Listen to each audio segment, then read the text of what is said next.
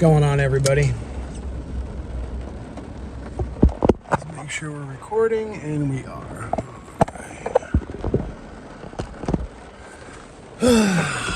It's been a minute since I made a video, so I thought I'd make one today since I had some stuff happen today. I've been talking to my mom a little bit lately. She's got issues of her own, but she's a little bit different than my dad, and she's old and, in my opinion, very harmless. So I'm okay with ending her karma cycle and allowing her to be in my life a little bit and see my kids. I was talking to her today while I was out playing with the kiddos, and she was telling me that she still talks to my dad from time to time, and he called a few days ago and basically started yelling at her, saying that she's the reason why I don't talk to him. I haven't talked to my dad for a long portion of my life, and this last time went from 2018 until March of this year, where I contacted him, and we spoke for a few weeks, and then I stopped contacting him, and he hasn't picked up the phone and called me. And the last time we spoke, I let him know I was struggling. I started my life all over in Tennessee, closed my business down in California, been trying to find my way, and I've been struggling financially. And when I told him this, I wasn't asking him for help. I really didn't want his help, especially him. But I let him know. I let him into my world. And I wanted to see what would happen. I wanted to see how he'd respond to it. And when I told him that I was struggling, trying to make ends meet, at first he tried telling me that I needed to pay attention to my spending, which is funny because I have a high overhead and I have 3 kids, and to be quite honest, I don't spend frivolously. So I had to explain that it's not about spending money frivolously. It's about being in a chapter 13, being a single income family with a wife that stays home and homeschools my 3 kids, and the lifestyle that we chose. 100%. I chose this lifestyle. I get it, you know. Every choice I've made has brought me here. I take full responsibility for that. But the struggle's still hard. And my dad, he's got money. He could help me. But he didn't. Again, not once in my life has he ever helped me. I take that back. One time. Right before or right after my second daughter was born, he helped us out with rent and gave me $1,000. One time. I'm actually surprised he did that. And it came with a price emotionally, but he did help me. But yeah, back in March, I was letting him know I was struggling. I left a job I really liked because I wasn't making money, and took on the new job. And since March 27th, it's July 13th, he hasn't contacted me, not once, to see if I'm still struggling, to see if I'm doing better, to say hi, to wish my son that turned 5 on May 22nd a happy birthday. He knows the birthdays of all my kids because I sent them to him when we started talking. Someone wants to be in your life and be a part of your family, you think that, you know, they'd pick up the phone and call you too. That they would maybe try being a grandfather and calling my son for his 5th birthday, saying, "Hey, this is your granddad. I just want to wish you a happy birthday." I don't care about gifts. But he couldn't even do that. Instead, he called my mother, who was mentally unstable, and decided to berate her about things that happened 35 years ago, and tried blaming her that I'm not talking to him, and then tried blaming my wife, saying that my wife is the reason why I don't communicate with either of them, trying to throw my wife under the bus. And I thought that this was the time, this was the perfect opportunity to let my dad hear how I felt, straight from the source. So I made a voice memo, and then I sent it to him along with a text message attached to it, just because I wanted to make sure that I got my point across to him, letting him know that he's still a bully at 67 years old, and he's got nothing better to do than to pick on an unstable, narcissistic woman that doesn't really understand what's going on around her, and bully her and yell at her for really no reason. But he can't pick up the phone and call his 45-year-old son and say, "Hey, Rock, how come you're not talking to me?" So I decided that I was going to let him know why I'm not talking to him. So I let him know how I feel. I told him he's a piece of shit. Never once in the 45 years of my life has this guy helped me. When I was 25 years old and I was moving to Chicago, I had everything lined up in a row, and at the very last minute, my insurance got canceled or something like that. Some weird thing happened because I got into a fender bender in a parking lot, and when I was moving, my insurance wanted to double or something like that, and I had just spent all my money on this move, and it was like $700 or $800 I needed to keep my insurance current on my vehicle. And my dad's response is, "Well, you're moving to a new state and you don't have a job lined up," even though I did. "How are you going to pay me back if I loan you this money?" And we got into a fight over it. And 15-20 minutes after the fight settled down, my insurance company called me and said, "We made a mistake. We found this error. Everything's okay. You don't need to pay double for the insurance." And life moved on. And I was so irate that my dad couldn't even just help me one time, even though I was doing everything right and being responsible. I didn't talk to him from 2005 to the end of 2010, like December 2010, January 2011. And when I moved back to California from Chicago, that's when I started talking to him again. And I contacted him, and we spoke for a little bit. And then I met my wife. I met her in June of 2011. And I was communicating with my dad at this point. And my dad told me that his liver enzymes were through the roof, off the charts. He's sick. He really wants me to come up to Reno and stay with him because he doesn't want to be alone. He wants me to help him out. So at the time, I'm like 31, I'm 45 now. I buy into this bullshit, and I drop everything, and I move up to Reno. And that lasted about 3 weeks. I got a job up there as a mechanic. I was living in one of his extra bedrooms, and even though my dad had a pension, and he had a job as a public defender investigator for the county of Reno, he wanted me to pay bills in the house, to be responsible.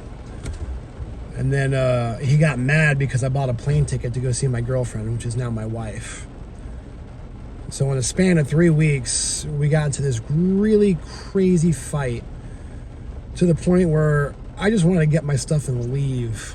So I called the police and I said, "Look, I'm scared of my dad. We have physically fought in the past. I don't want to fight my dad today. I just want to go into his house, get my belongings, and leave." That's how scared I was of my dad. So I did exactly that. The cops were there. I showed up. I walked into his house with the safety of the police. I grabbed my things and I left. And shortly after that began a whole new argument of, "I can't believe you called the cops on me. I could lose my job, Rocco. Do you know what's in my house?" My dad smokes pot. I smoke pot. It's not a big fucking deal. And if you aren't violent towards me, I wouldn't have felt it necessary to call the police. Now, when you call the cops for domestic disturbance, Their primary concern is safety. The last thing on their mind is looking in the house and seeing or smelling marijuana and deciding to act upon that, especially when there's no warrant. I know this, I'm not stupid. But my dad wanted to pick a fight. My dad also, at the same time, decided to call my old roommate, which was my friend. And God knows what my dad told him. This guy will not speak to me till this day. He just dropped me like a fly. He called my wife, which at the time was my girlfriend, tried to call, didn't get an answer, started texting her like crazy, saying, you need to know who Rocco really is. He's not who you think he is. He's a con man. And just starts talking down about who I am as a character to my wife. This is back in 2011. And I stopped talking to my dad completely until 2017. That was the second break where I decided to talk to him again. I felt bad that I was excluding him from my life because I had a kid and my wife was pregnant with another kid. So I felt bad. So I contacted him for the second time in my life after not speaking for several years. And this communication lasted maybe a year, if that. He got to see my daughter a little bit. He got to see my second daughter when she was a baby. But the interaction between him and my wife were absolutely zero. And then the last time we spoke was Christmas of 2017, where he couldn't get through one day of just being a human being and having dinner with me and my family. He massively just fucked that up. From the moment of him showing up and just acting god-awfully weird. We were trying to meet him at a park, and I was standing on a corner next to a coffee shop, and he's walking down the street. He's like, where are you? I'm like, I'm standing on the corner. He's like, I just see a fat lady with long hair. Oh, never mind, there you are. I let it go. And we go to the park, and we're all there, and I could see that he's very nervous around my wife. My wife, she's a truth teller. She sees through bullshit. And she sees through my dad and his narcissistic ways. And I could see that they weren't jiving. So I decided to leave with my dad and my oldest daughter, who was like 4 at the time. Or just turning 4. And we leave to go get lunch. And we go to this restaurant right down the street, and we sit down. This is like Belmont Shores in Long Beach. It's a little fancy. And we sit down, and he looks at the menu, and he sees that the cheapest thing on the menu is a $15 burger. And in his mind, he doesn't want to spend $15 to feed my 4-year-old a cheeseburger. So we get up and leave, and he makes a big stink about how expensive it is. And we go down the street to this Italian restaurant that's a little cheaper, a little more his price. And we sit down. And as we're sitting there and we're communicating and talking back and forth, my daughter said something to him, or just did something. I can't remember what happened, but it was very innocent, because you know how kids are. They're like drunk people. They're just very forward and innocent. And he's like, are you gonna let her do that? And I'm like, Dad, she's 4. She didn't do anything, especially nothing disrespectful. I'm sorry you're taking offense to my 4-year-old. And that was the first in that day, well actually the second or third thing in that day that just kind of started to go downhill. And then after lunch we left, and he became infatuated with an Etch-a-Sketch for my daughter. He wanted to get her one. So on Christmas Eve, the day of Christmas Eve, the day before Christmas, we decided to go to Target and all these stores while it's madness, trying to find an Etch-a-Sketch for my daughter. And the whole time we're driving in the car, he's literally just screaming and yelling and bitching about everything. Politics, what's going on in the world at that time, the people driving around us.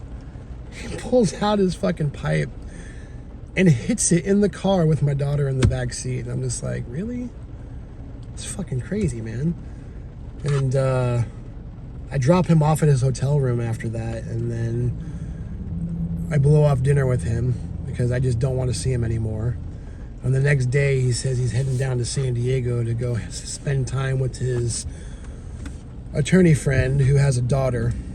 And then he boasts about how much fun they had and how they had this family dinner and all this good stuff. And then that was pretty much the last time I talked to him in 2018, like January, I think.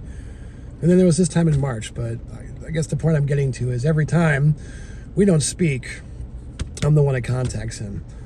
And that's been sitting in my mind for a long time. And then this last communication with him, I told him I was struggling, and he never bothered to pick up the phone to see how I was doing. And then I thought about every other time in my life where I've been struggling. He's never picked up the phone to see how I'm doing. He's never called to see how I'm doing. He's never started an interaction with me. In fact, this last time I talked to him, after not talking to him since 2018, he says, "Yeah, Rock, if I didn't hear from you by next year, I was going to come and find you, knock on your door." Next year? It's 2025. I haven't spoken to you in 7 years. And you're telling me that you were going to wait one more year before you contacted me? And then I tell you about my family. I tell you that I'm struggling.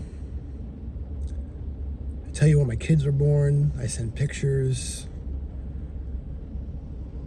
And your response to me struggling is, "Have you tried praying, Rock?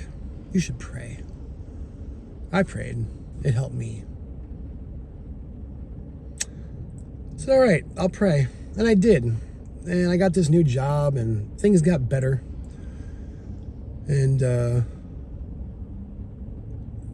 I realized that this man doesn't care about me. He's legitimately a sperm donor. And then I thought about the things that he said to my wife when we didn't speak the second time. And that made me think, man, if he said that to my wife, what's he saying about me to everybody else? What's he saying about me to my aunts and uncles on my dad's side of the family and my cousins? What do they know about me? Because I haven't seen these people since I'm like 7. And every time I try to contact them, their response is, "Oh, it's you. What do you want?" So all this is just making me realize that, man, this guy just doesn't give a shit about me. He doesn't care about me. He doesn't care about my kids, my wife. And now I hear that he's talking to my mom and picking fights with her. Now, these guys don't get along at all. That's why they're divorced. So if he's talking to her, he's got nobody. And he's trying to feed energy off someone he hates, which means that if he's calling her and he hates her, he has nobody. So I let him know. I don't talk to him because I chose not to. My mom didn't have anything to do with it. She didn't turn me against him. My wife didn't convince me that he's a bad person. He's a bad person. He's a piece of shit. He really is. I'm glad that my dad worked hard for his money and that he has a fat bank account, because he's alone.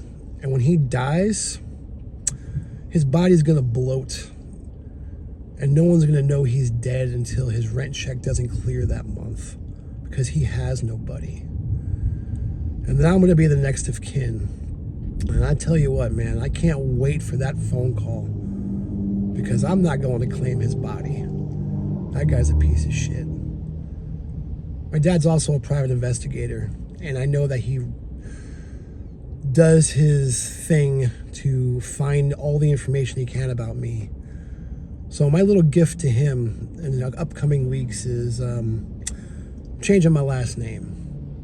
My last name is Levitaire. I'm Rocco Joseph Levitaire III. The third. I was named after my grandfather. My dad has the same name. I'm ashamed to carry this name. My family's a piece of shit, and they've done nothing for me. They've only hurt me. So part of my last communication with my dad was to let him know I want nothing to do with him. I don't even want to be in his will. I will not claim his body when he's dead. I don't even want his name. He's the worst person I've ever met in my life. And I'm so glad it's finally over. This guy is not in my life, and I'm grateful for that. Just wanted to share that with you guys today, man. Have a great day.